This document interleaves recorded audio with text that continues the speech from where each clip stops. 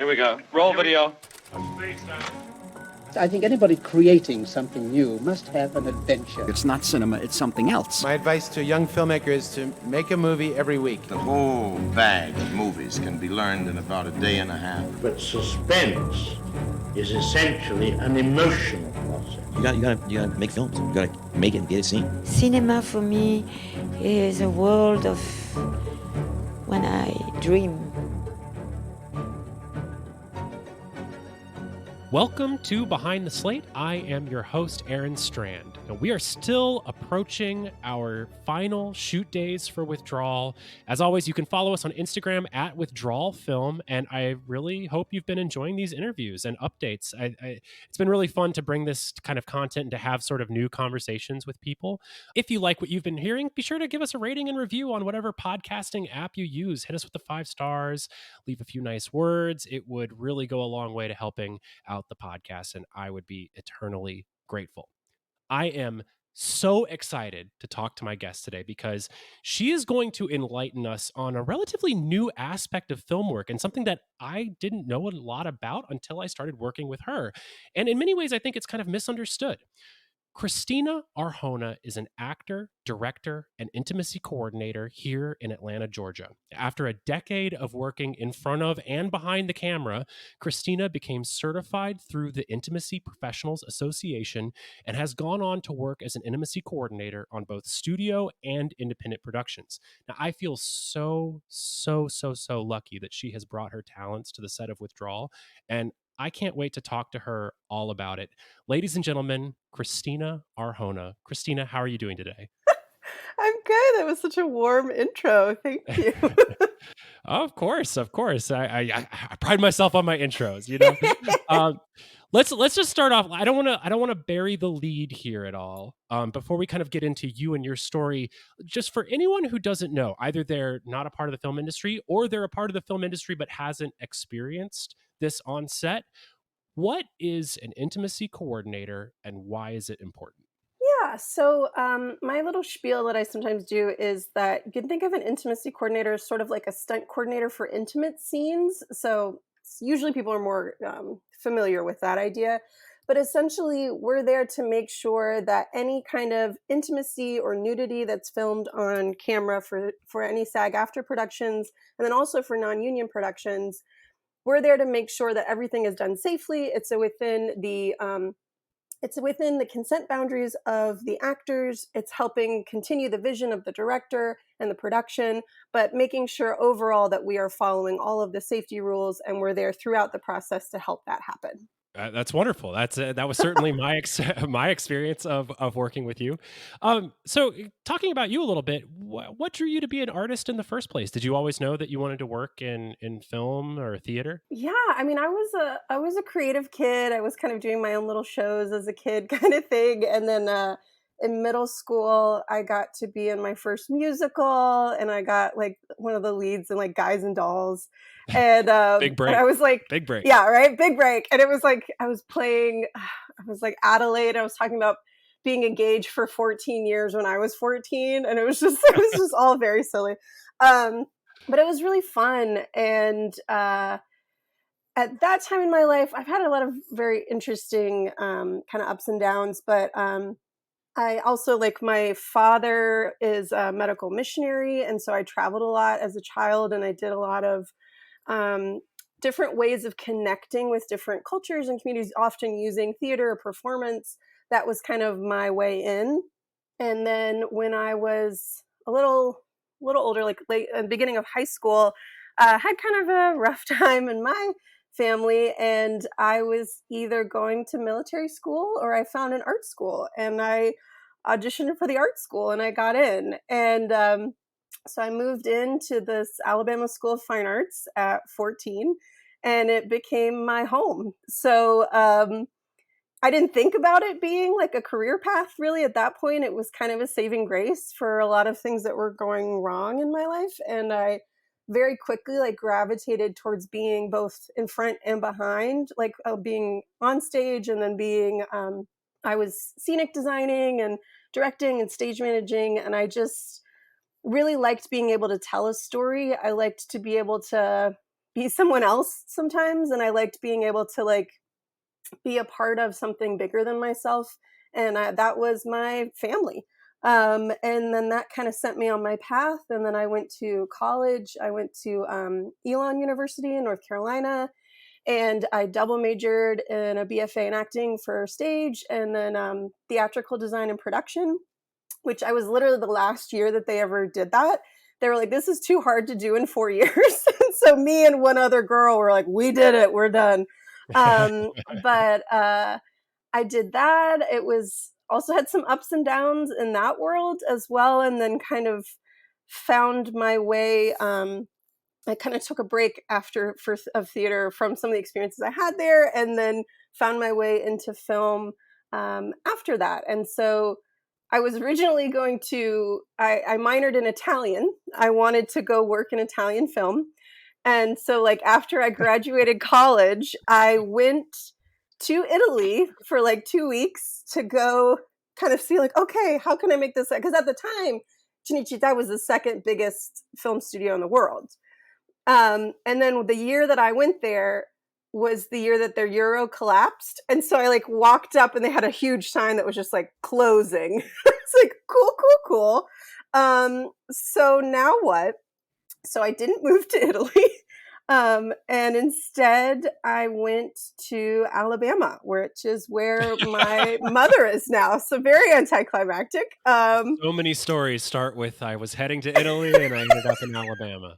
And it's not the goal, but it's what happened. I had done like summer programs in New York and LA, and it just wasn't the right fit for me at the time.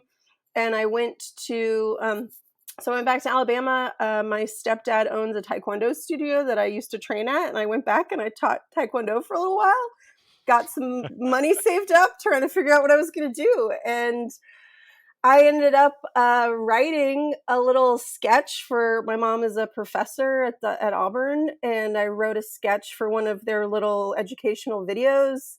They ended up casting it out of Atlanta. The actress kept not being available. And then I was like, well, how about I audition for it? So they cast me in it, and they were like, why don't you have an agent? And I was like, that's a great question. And they helped me get my first agent, and that was in Birmingham. And then that agent, I was like, I don't really want to go back to Birmingham. Like I'd been there in high school, but I was like, I don't really want to stay. What do I do now? And they're like, well, we can help you get an agent in Atlanta. So I ended up being lucky enough to have an agent in Atlanta before I moved to Atlanta. And I was like, well, I guess I'll move to Atlanta for a while and see how that goes. And what year are we at now? What year is this? That was 2012, 2013. Oh, okay. Yeah. And so I've been here, over 10 years now, which is kind of crazy. And yeah, I came here, I started auditioning for film and TV, booking some stuff, and was getting kind of frustrated with the kind of work that there was for women in their early 20s. And also for me, like I'm a very white passing Latina, and I was just like getting just very not great roles for women and for Latinas. And it was just like very disappointing. So I started my own production company. I started making my own things, and won some contests, won some stuff that got my company's name out there, and started doing client work, and then started moving into AD projects, and that kind of grew. And yeah, so that all grew. And then I had some experiences both as an actor and as an AD dealing with some intimacy elements on camera that I did not think were handled very well. And that kind of inspired me to develop a standard of protocols specifically for dealing with sexual violence on camera. And I was teaching it, I was offering it at festivals and doing all this stuff, and offering it for free. And people were like, I don't know, do we need that? And it was kind of, that experience. And then Me Too happened. And then people were like, actually, maybe we should do this. And so in the wake of that is kind of when intimacy coordinators became more of a profession, more of a known and not required, but requested profession in the film industry. And then I was so excited that it was something I was already really passionate about was suddenly becoming a profession and not just something I was spending a lot of my free time and my free time doing. And I could actually have a career in it. So I've been chasing that ever since. What a story. I love how, I mean, I didn't know that about you, but I do love finding out the sort of just like, it's just crazy paths that we take to get to where we are, particularly in the arts that is so unstructured, that it does not have a linear path forward, and there's no one pushing you along to like get you there. And so it leaves openings for some wonderful digressions into Taekwondo and Italian and ultimately ending up at intimacy coordinating. It's pretty great. Yeah. How do you feel that sort of experience has shaped you as an artist today? Before we kind of get into like the intimacy coordinating stuff, I mean, at the core, you're an artist. Like, how has that sort of well-rounded, finding your way through this path, how has that led to the artist you are today? I feel like it helps me work with a lot of different types of people. I've trained and taught children Taekwondo. I've trained, I worked in different cultures and different languages. And I've been a director. I've been the actor in it. I've been the AD. I have a lot of empathy for everyone involved. And I have a lot of different styles of training. And so it has helped me communicate. Sometimes there are some communication issues between maybe a director and one of the actors, or different types of verbiage that people connect with. And I've seen that as one of my strengths that has really helped a lot of productions, is that I can adapt pretty quickly to be like, oh, this is what is clicking for this person. And I don't really have an ego about it. I'm all about what makes this production happen. So I feel like, all these unique places that I've come from, I have a lot of body training, a lot of empathy. My mother's a professor in human development family studies. I was her guinea pig growing up. So I've also taken a lot of different training in communication styles and different ways that people can connect. So it's this beautiful Mod Podge. And I feel like I'm one of very few intimacy coordinators who also was an AD.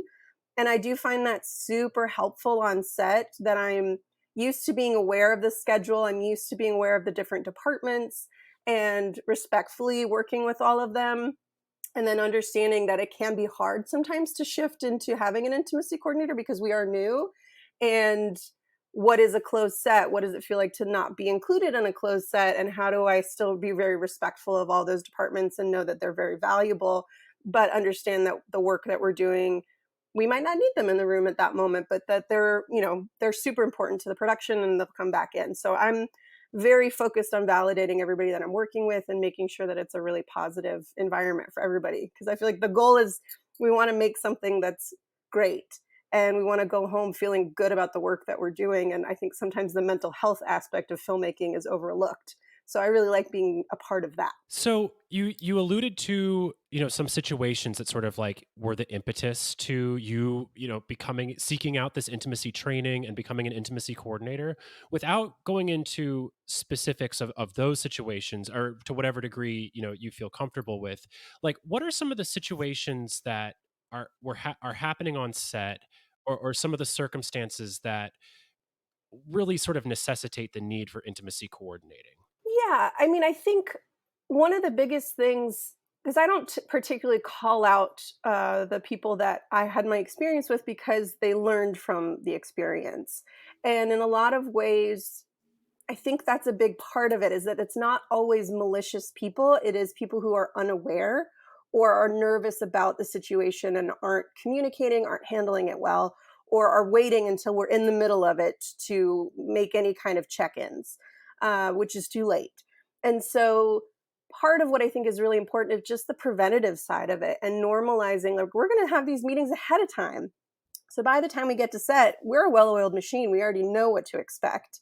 We're not surprising people on the day with any level of intimacy, of nudity, of sexual violence.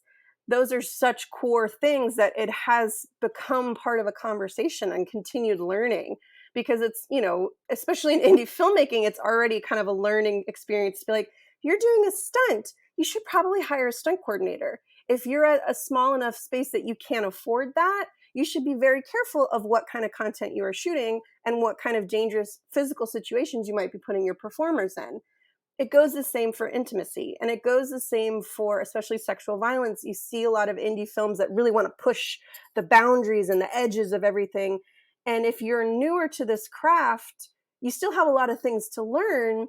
That might be a more advanced element that you're maybe not quite ready for, or you have to be really thoughtful of how you're going to do it and not just figure it out on the day, or just have actors, oh, well, you figure it out. It's kind of, what I say is it's sort of like asking your actors, like, oh, you're going to do a fight scene. Just figure out the choreography on the day. You can just punch him.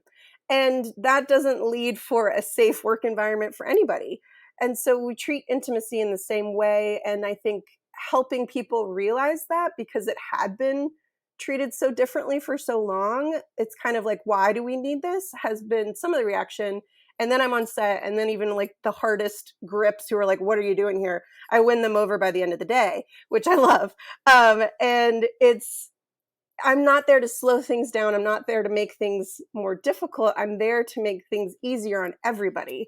And so much of it happens in the pre-production process. Like, if you as the creative, as the director, as the producing team know your vision for these scenes ahead of time, that gives me the strength to be like, okay, here's what this actor, here's what we're thinking, here's what the reason for this is. So if there's ever a level of nudity or something that you're not matching with, we can figure out what your vision is so that the actor can still feel comfortable. We can still tell that story, but maybe we adjust the size of the framing, or we turn where the angle is so we don't have the same level of nudity, or whatever that element might be. So there's so much collaboration that can happen in the pre-production time, because things will still change on the day. You know, things might not work the way you want it to, or you change your mind. We can always walk it back.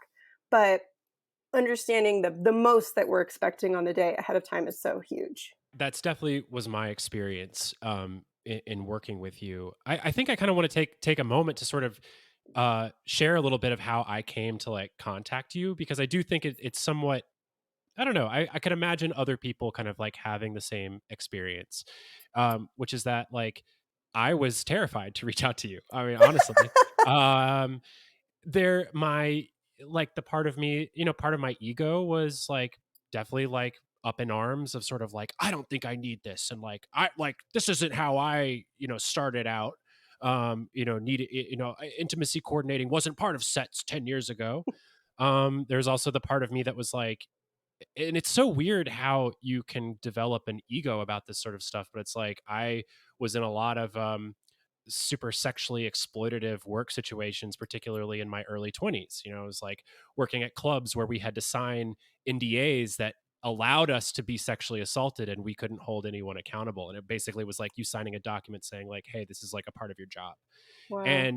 And you develop a sort of weird sense of pride about that, of like, I learned how to like navigate this. So, why shouldn't anyone else, you know what I mean? And so all this sort of stuff was swimming around in my brain.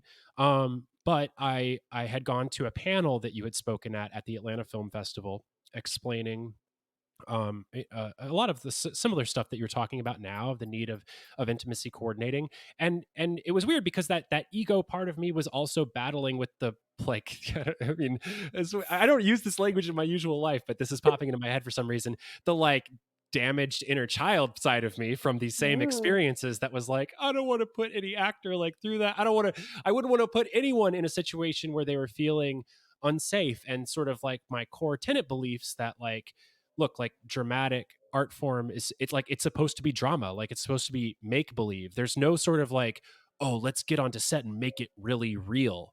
I don't believe in that at any point. I think we earn the right to like play our way to reality, and by creating parameters of safety to play within. You use the idea of like the sandbox, right? Is this a sandbox that we can play in? And I love that kind of language, because I think that's the core of the art form. So anyway, all these sort of things were battling back and forth in my head, and I was listening to you talk up on stage, and then really the thing that did it was you were like, hey, I'm willing to consult no matter the budget. So, please reach out to me, like, even if you're a lower budget project. Cause I was also, as I was sitting in the audience, I was like, I can't afford this.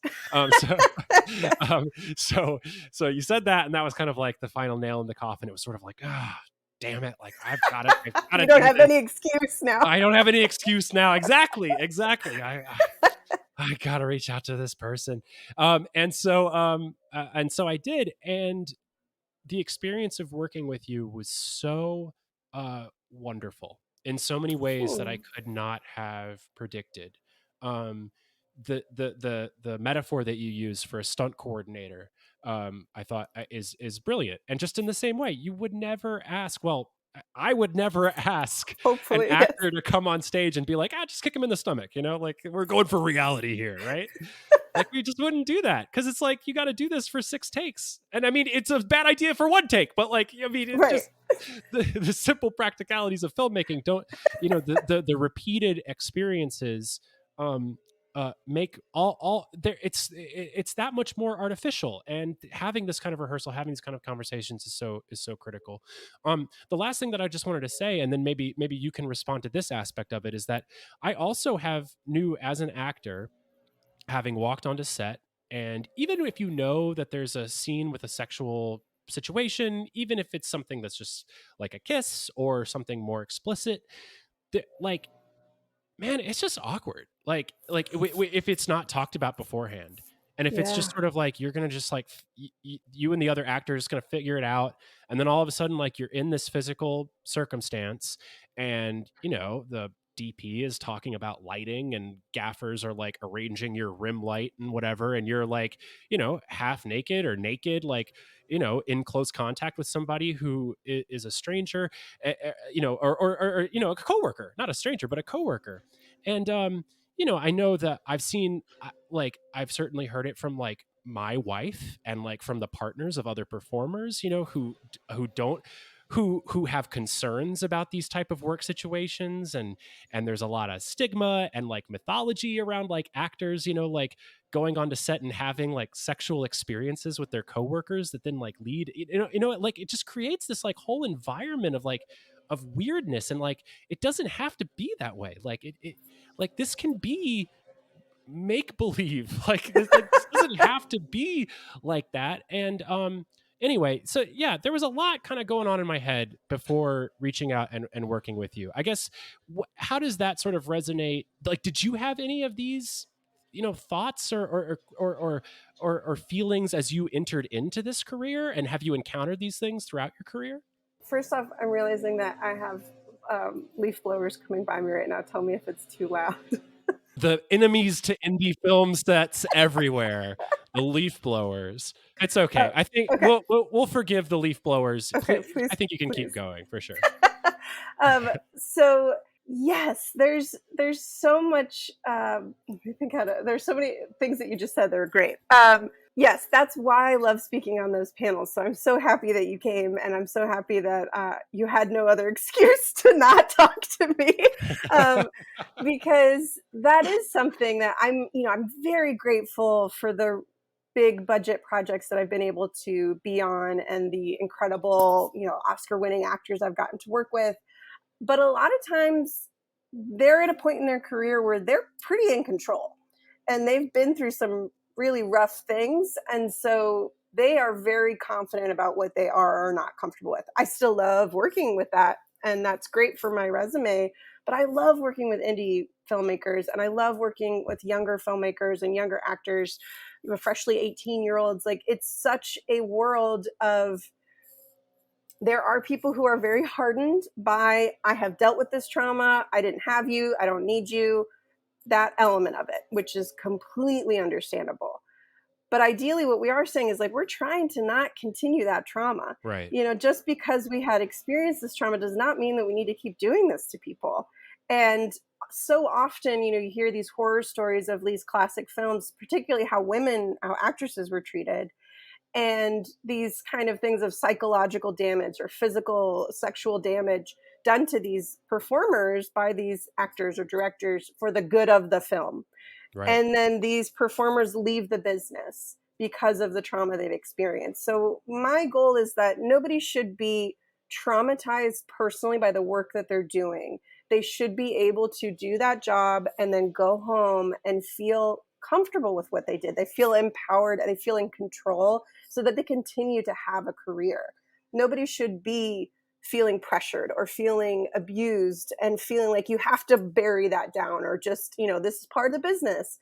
we're doing so much to change the business right now. And the fact that, the intimacy coordinators and the elements of intimacy were really only brought into the SAG-AFTRA agreements in 2020. So I'm teaching actors all the time, here are new rights and rules for you that you don't even know about, and that some productions don't realize. And so they might not even realize that they're not following the rules. And that's also something in the current SAG-AFTRA agreements that are being struck right now, or struck to try and complete. There are additional things about intimacy that we are wanting to add. So it is an ongoing, growing process, but it's very new, and it's new in normalizing it. And so that's the same thing. I do end up with several directors who are like, why do I need you? What are you doing here? And I'm very warm, and I've managed so far, knock on wood, to have befriended every director that I've worked it with. Because some people think of me like the sex police, which is not my job. I'm not HR. That's not my job. And so I am here, again, to help the creative vision come together in the same way a stunt coordinator would not be stepping on your toes. I will step in if something is not safe, but that is also something that I'm talking to with the first AD. And that's something that, again, if we're not following standards of safety, that's its own problem. But along the lines of your vision and your creative vision, I'm there to support that. And I'm just making sure that the actors are aware and consenting to all of the elements so that nothing is a surprise.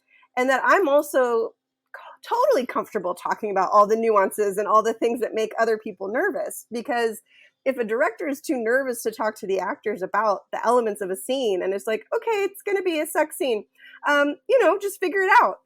If the director's uncomfortable, how are the actors supposed to feel comfortable? Yeah. How are you supposed to feel, even if it's a completely consensual scene, how are you supposed to develop this level of comfort, physical comfort together with your coworker that you've maybe met that day? And yeah, like what you're saying, you might have a partner who is not in the industry. That happens all the time. And so what a weird job we have, right? There's not a lot of other jobs where you're like, bye, honey, I'm going to go make out with this person on set today. Or I'm going to go simulate sex on work today. Or I'm simulating a sexual violence scene. None of that is a typical job. So being a partner of an actor is already you're doing the Lord's work as a partner of a performer already. And, I have so much empathy. But if your brain doesn't work in the same type of creative way, it can be really hard on relationships to justify that, to feel comfortable with that. You hear these stories about couples coming together because they were in intimacy scenes together in film. And as a partner, it can be really hard you want to support your partner's creative dream, but you also want to make sure that your relationship stays solid. So honestly, I kind of go above and beyond sometimes. I will talk to partners of actors if they want to talk to me. And I have seen that be a huge preventative factor, because they feel like they're being heard well, and they're also feeling like valid in what their experience is, which is totally true. Yeah. And sometimes we will add things like even if they're kissing and there's no nudity, we have a lot of different barriers and things that we will use, but sometimes I'll have athletic cups that actors will put like in their pants, between their pants and their underwear, if there's any level of an actor sitting on top of them or anything like that, just so the partner at home feels comfortable, right? And so that everybody can go home and say like, okay, we wore the hard cup this whole time. There was no level of any kind of friction or anything like that. Something like that often can make a huge difference. And then that helps that actor to be like, okay, I can stay focused in my scene right now. I'm not worried about how this is going to affect my partnership at home. I can stay focused in my character. And that's huge. And it's a very real thing. Like, because I mean, these are things that people need to consider. And like, anyone who's been in this industry, you will have watched relationships end because of this aspect of the work. You will watch relationships have suffered from the different aspects of this work. And doing these kind of preventative, or just doing these kind of safety measures is not only incredibly helpful to the work-life balance of the performers, but the other thing that struck me about working with you was how fun like this work was. Like, it was really fun to get super nerdy about the minutia of like what this moment means, and having you who's a brilliant director, like in your own right, like having Thank your you. director brain like come in and refine those moments, and we talk about it with the actors and just do rehearsal, which like obviously like I'm a huge proponent of in the first place. Yeah. um uh but to like you said, to talk about all these things beforehand, it was not it was not the sex police or the whatever the police. Like, this is fun. If you're nerdy about drama, like it was so fun to nerd out about these dramatic moments and what they meant to the characters, which is the only reason why it should be in the movie in the first place. Right. Yeah. Oh, that makes me so happy. Yeah, because that's the joy that I have with it, and I just want for people to feel empowered. I don't want people to feel like they can't tell stories of intimacy, because I mean that's the core of humanity. I feel like our connection between people. It's not necessarily a sexual intimacy at all times, but it is that vulnerability. And if you are feeling nervous about creating a space to do that, or if your actors are nervous on how to connect with each other with it, I love being able to bring a language of, here's our boundaries. And again, I love the sandboxes. Like, we know what our physical boundaries are, where we're allowed to touch, where we're not. And this is the sandbox. And now you can play within it. And I can give you as much choreography as you'd like, but you know what your rules are. And I see that so freeing for actors, that you're not second guessing especially when we're, this is characters who are different times of being in a relationship together. They have different levels of physical comfort together. So if you're wanting to show months of being together, years of being together, these different elements, you want to have that level of physical comfort to sell that immediately, because an audience can tell. Yeah. If it's a phony, they can tell right away. So yeah, I loved working with you too. I mean, like, it's so rare that I get to have a rehearsal day that's separate from the film day, especially on the bigger productions. They don't.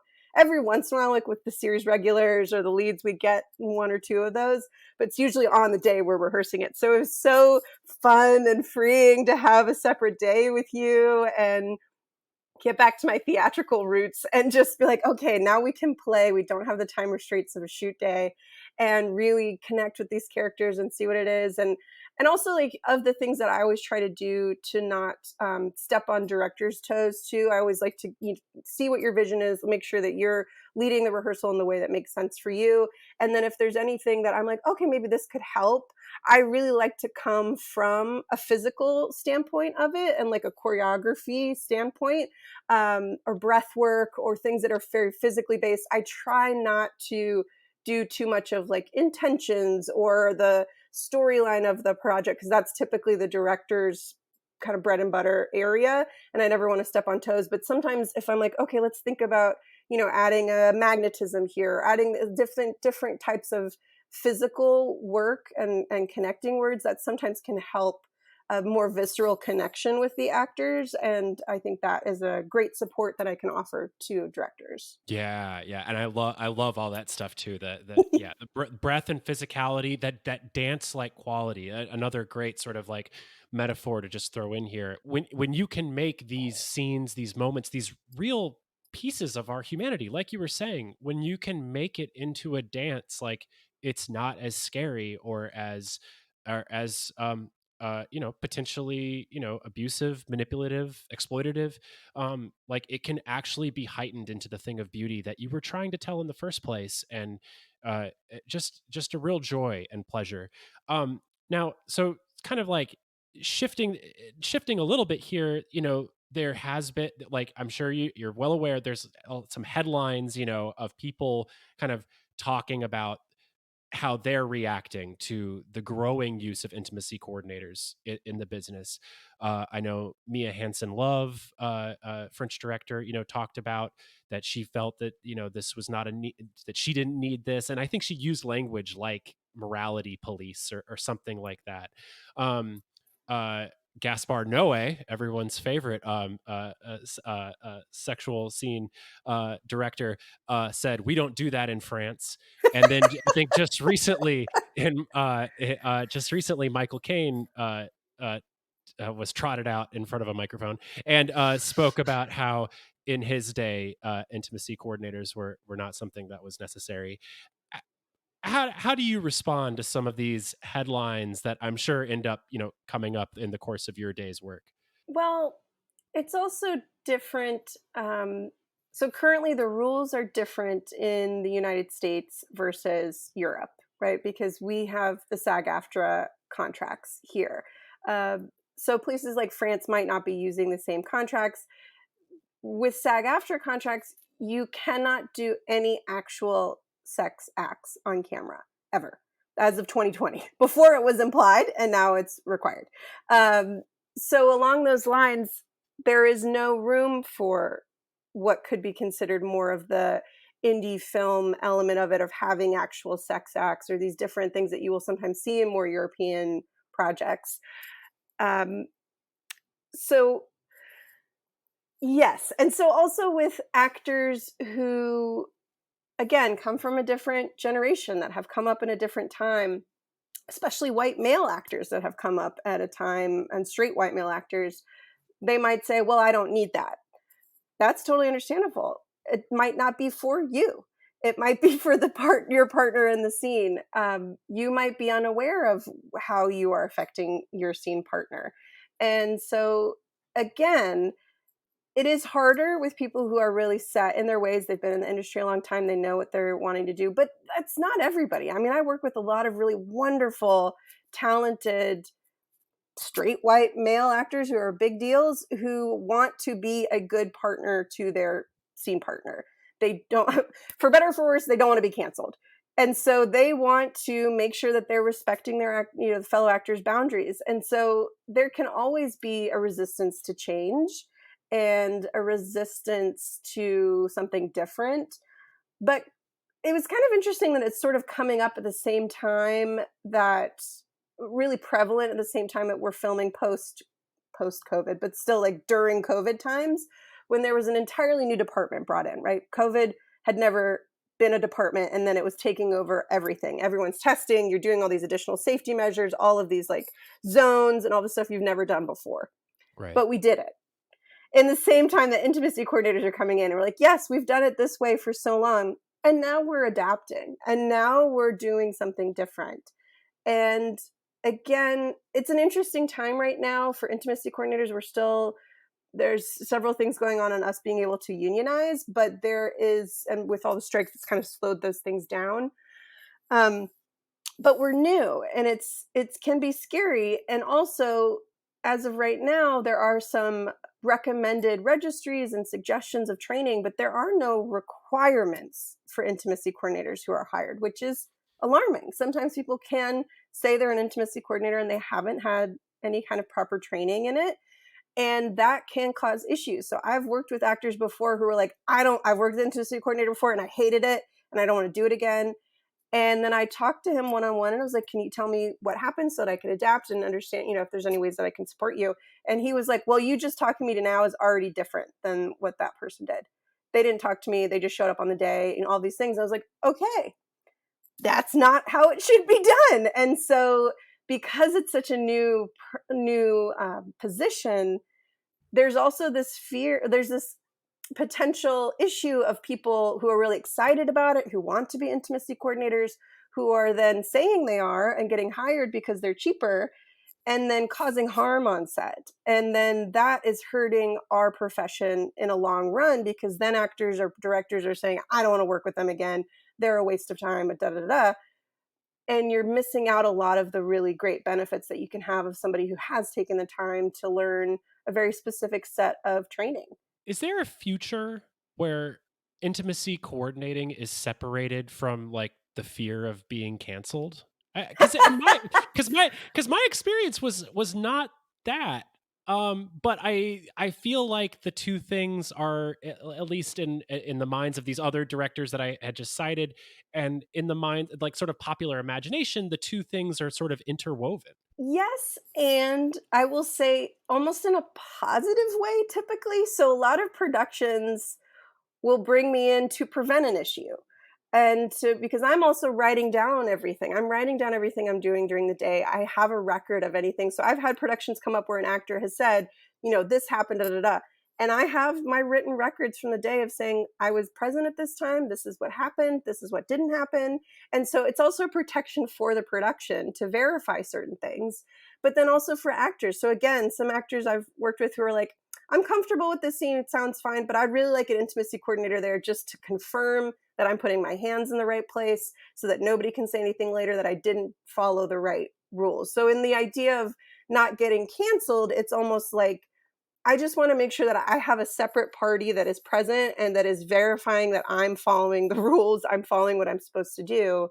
And so it's a preventative of the canceling in a way that is positive, I think, for everybody involved. And so sometimes that is how we get productions interested in working with us is, this is going to make you look a lot better. Or unfortunately, sometimes if you have a difficult director or something that they're like, we're worried something might be an issue, we'd like to have you there to help prevent that issue. So yes and no to that element of it. But I feel like in a way that has helped us move forward and be more of a necessity. What do you think the future of intimacy on set looks like? Or what do you hope that it looks like? There's some really great things that are continuing to expand. So there are some things that end up being included in for intimacy coordinators because we're sort of one of the first mental health elements on set, and it's opening up a lot of doors for that, of actually caring about the mental health and well-being of your cast and crew. And also within intimacy coordinating, that's not always the specific training that you have. So there's a new position that's coming out of it too, that's mental health coordinator that I'm training in as well, which is really exciting. So that we're specifically having additional training, like if you're dealing with any level of, like with withdrawal is doing. I mean, you have a very personal connection to this, but if someone were to write something about mental health or addiction that they didn't personally have a strong understanding of, you could have a mental health coordinator help develop that so that it is accurately represented on film, and then help to deal with any level of mental triggers that might come up for the cast and crew while doing this type of work. So sometimes there's not nudity. Sometimes there's not what is considered, a simulated sex scene, or intimacy can be such a wide range of things. And so sometimes there could be someone there for the amount of vulnerability, the amount of exposure that a work might have that might not fall under intimacy. And so it's been really exciting to see that continue to develop for new positions to be able to offer that. And on-set therapists, having people on call so that there are phone numbers available for productions so that you have an access that is a free resource to you if you are having an experience, because it can be really confusing, especially for cast or crew.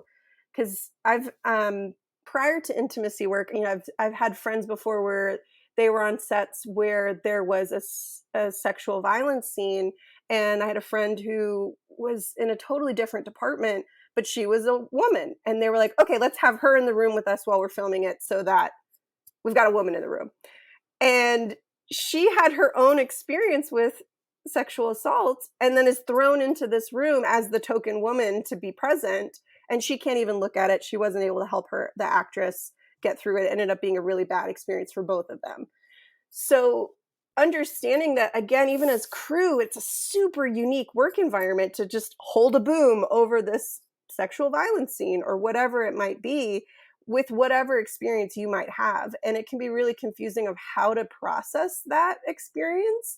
So there is some more mental health care going into helping crew recognize that, you might not want to call the national hotline for domestic violence or something as watching an experience on set. But now there are specific mental health call, like womeninfilm.org has a hotline that you can call if you are cast or crew. You can also call it if you have any kind of sexual harassment experience, that they can help you with resources for that. But you can also call if you experiencing something on set and you're like, I don't know how to process this. It's not quote unquote real, but I experienced it and it is causing this reaction. I don't want to take up time on a hotline for people who are really quote unquote, really experiencing, so it can be so psychologically confusing for the cast and crew. So I love that there's this care that is growing from this profession and that's continuing to be a conversation. And, as things are changing, as we have this year of striking and people are like, I'm fed up, I'm not going to deal with this anymore.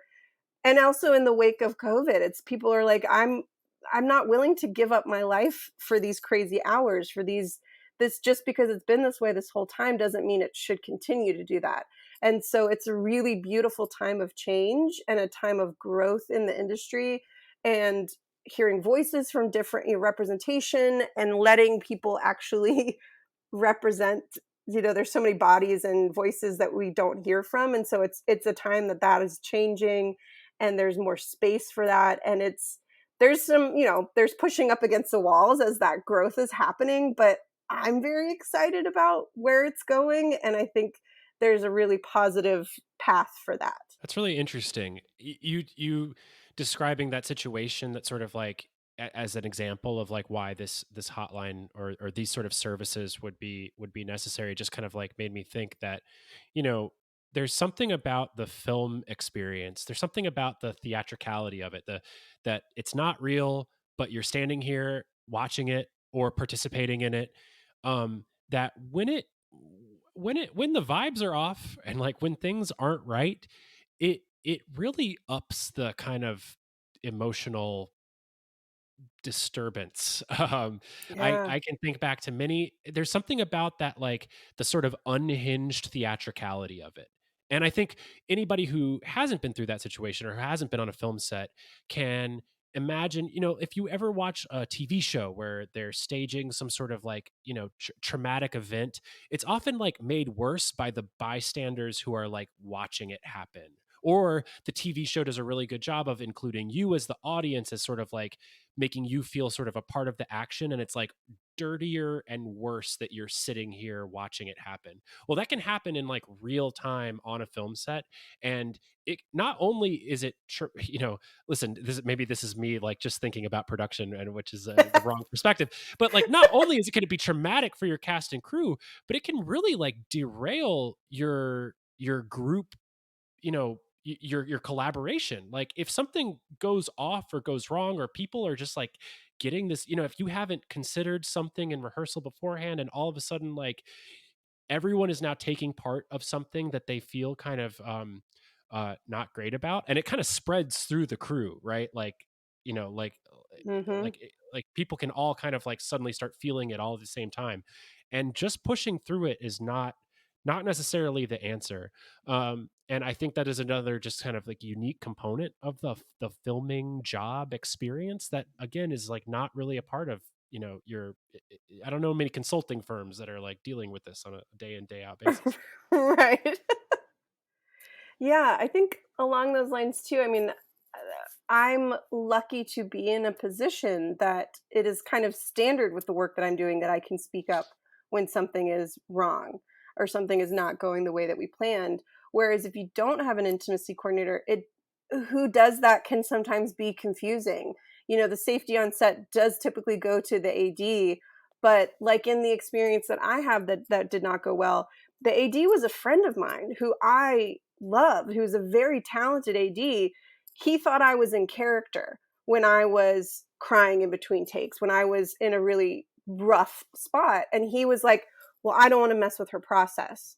But he didn't ask me at the top of the day, and so figuring out ahead of time what is or is not within someone's process, because that's part of what I do too, is talking to the actor ahead of time. Like, if you're in it, I'm not here to mess with your process.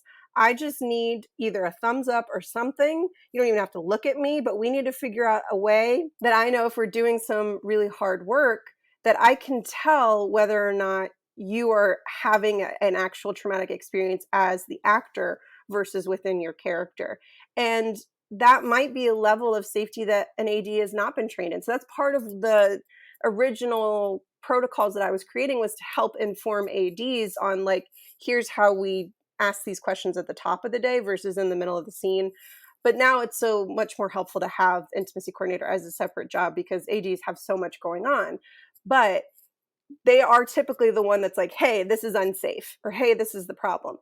But if they can't quite recognize it, or it's something they haven't experienced before, or if it's somebody of a different gender identity than them and they might not feel like they can speak up in that moment, or if they think it's their part of their process, all of that can really throw off the care for the performer, even with the best of intentions. So that can be a huge sticking point. I think it's also like there's so many different aspects of safety an AD has to consider during the day, and there might just be elements of being overloaded or sort of decision fatigue, and and because this is a changing aspect of this profession, that might not be their first priority, or like they said, they default to sort of like the sort of like storytelling we've been told about the movie making process of, oh, this is part of someone's process, or even worse, like, oh, the director wants this actress to be an emotionally vulnerable state to get the right shot, Mm-hmm. or the right feeling, which I don't know, how do you feel about some of the mythology around, like, director manipulation of talent, or around sort of the like method actor going to any extremes to like get to tell the character? How do you feel about all this sort of stuff? I feel like it is disrespectful of an actor's talent to try and manipulate their work by actually traumatizing them or not giving them consent in some kind of scene for a director to behave that way. There are some actors that want that. And so they're like, I want to be surprised in this scene. That's fine. If that is a communication that you have had, okay. But your process, and it is typically white men method process that is then hindering or hurting the other people in your scene with you, then that is no longer conducive to everybody doing their best work. So if you want to be method, if you want to stay in that character, if you need to do that for your process, totally fine. But if you are then harassing or bothering your co-stars outside of what is scripted and what is being filmed, that's not okay. So I don't allow any space for harassing or traumatizing other actors for your character. I think it is I have a lot of opinions about people who feel like they need to do that to tell their story. And again, I feel like that can be really belittling of the other performers' work and their ability. And it is often the people who have less power on set that are the receiving end of that kind of method treatment. And I don't really have space for that on the sets that I work with. So I am very inclusive of whatever kind of work you want to do and whatever you need to do.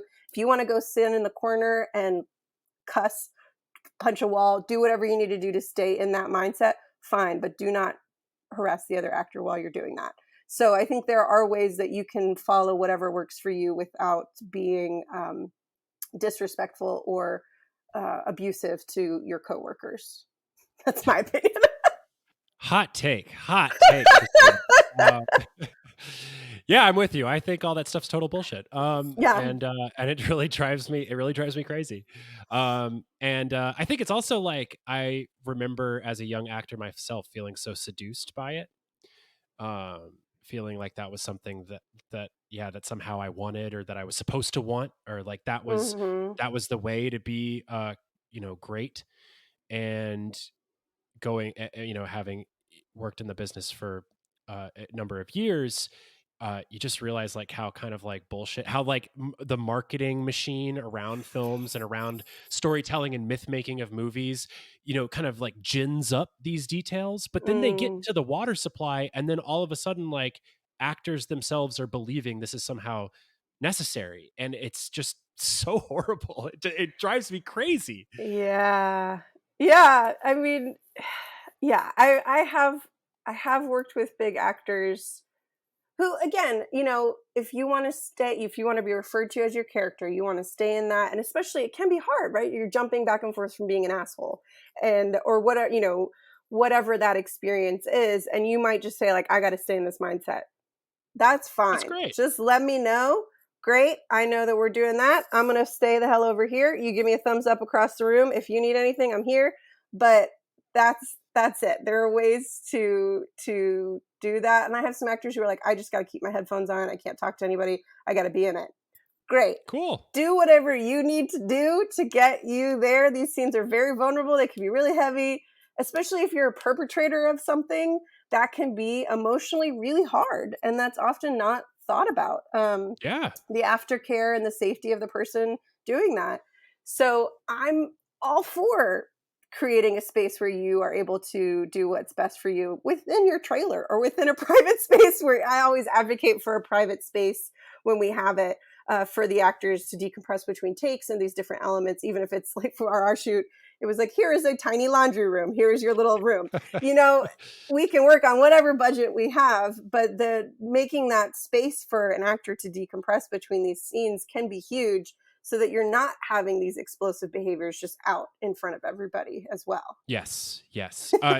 Absolutely. All this kind of like leads up to sort of like the myth of like the crazy artist, the crazy actor, and you got to be crazy if you're gonna do this kind of work. And it's just that was a mentality that honestly, like, I used to justify my addiction to myself, because I thought that like I was supposed to be this crazy unhinged person, and I was a lot more crazy and unhinged when I was on hard drugs than when I wasn't. So and like kind of all like rolled into one. And maybe that's where some of my like antipathy towards this sort of myth making comes from. Kristina, thank you so much for joining me today. This has been a fantastic conversation. And I really I know I said it before, but I can't reiterate enough what a joy and a pleasure it was to work with you and to continue working with you on this film.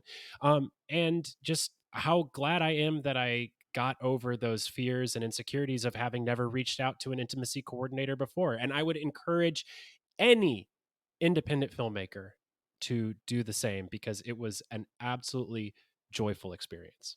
I'm so glad. Yeah, I don't always get the check-in from the director after we work together. So this is also very validating for me to get to have this kind of conversation about it, because that is something that I want to do, especially in a right to work state in Georgia, where there's so much non-union work, there's so much independent work, and there's so many actors that want to work, and so many indie filmmakers who want to do things right, to do things well, but maybe don't have the education or the access to it. And so that's why personally for me, I'm really passionate about being accessible at every level. And also this year we've talked about, I was like, well, strike's still going on, I'm still able to be there in person, so sometimes if it's something I can't do, I have other people that I'm training or working with that I can then provide for the smaller budget projects. But it's trying to make it accessible at every stage, because often that's when you're the most vulnerable, are these indie projects. And when you're getting your first part and you're like, well, I don't feel good about this nudity element or something like this, but it's my first chance, and da da da. And it's so much that I'm like, okay, if you have a trauma at the beginning of your career, how is that going to affect the trajectory versus saying no when your spidey senses are going off? Yes. And that's something that I'm always trying to take. And then sometimes with productions, if your spidey senses are going off, and then you say, okay, I'll do this if we have an intimacy coordinator, and then I can come in and help teach that production, or have other people that say, okay, this is why it's not a safe setting for this actor. Here's what we can do to change that. And so many indie filmmakers are like, oh, okay. And it's not costing you more. It just takes some more time on the pre-pro side of it. And so even if it is something that doesn't need an intimacy coordinator, sometimes I can help you realize like, oh, we need to rehearse this ahead of time, or we need to clarify what our shots are going to be and what the expectations are ahead of time, so that the actors know what to expect. It doesn't have to cost more. It shouldn't be a thing of, oh, well, I don't want to hire an IC, but I still want to do this content, but I can't afford them. And so it shouldn't, in my opinion, it should not be an issue of unaccessibility, because it's so important to our indie market to be able to protect everybody as they're coming up, and normalize these kind of safety standards, so that when you get to the big productions, you're like, oh yeah, this is old hat. I've done this. I know what to expect. And again, so that this whole career, or this whole generation of really thoughtful filmmakers are able to carry that over into their work. I mean, that's one of the reasons why I connected with you so immediately. It was the care that I could see you're putting into your project, and obviously the very personal nature in which this project is. But I love intimacy like this, like in this film, that is maybe not always sexual, but it is so vulnerable. And how do we explore intimacy in a way that just breaks your heart and just shows people at their core? And that's what's exciting to me. And seeing, you don't always see that in the big budget stuff. You see that in indie filmmaking. And so putting that same level of care and kindness into how you do that is so important for how filmmaking is going to continue to develop in the indie world. That's my pitch. Amazing. I love it.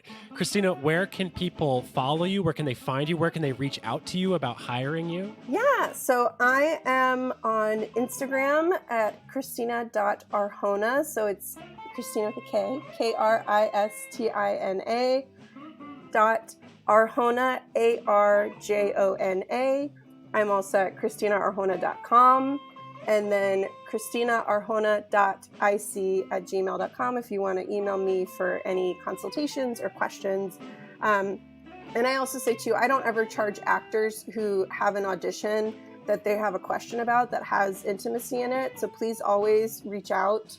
I'm always happy to help you know what your rights are. And then I'm always happy to help talk to indie filmmakers on every budget level. If you have a question, if you're like, I don't know, does this even need an intimacy coordinator? I'm happy to answer that question.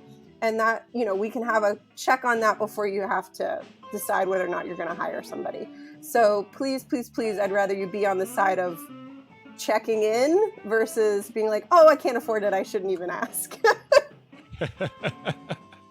I love it. We'll have links to all those down in the show notes.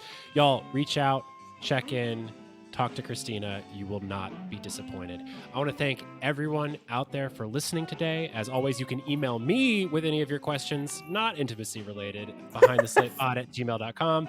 I will just refer you to Kristina if you do. And I think that's all we have for right now. Until next time, that is a wrap.